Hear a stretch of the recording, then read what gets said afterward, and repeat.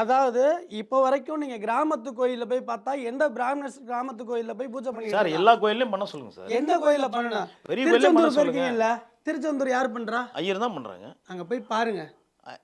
ஒரு ஒரு இது இப்ப பாண்டி கோயில், மதுரை பாண்டி கோயில் இருக்கு. ஐயர் பண்றாங்களா? பாண்டி கோயில்ல பண்ணுவாங்க. உள்ள யார் பண்ணுவா? பெருமாள் கோயில்ல யார் பண்ணுவா? பெருமாள் கோயில யார் பண்ணணும்? அங்க ஐயர் தான் பண்ணுவாங்க. எங்க பெருமாள் கோயில நீங்க கறியை சாப்பிட்டு போய் உள்ள பண்ணுவீங்களா?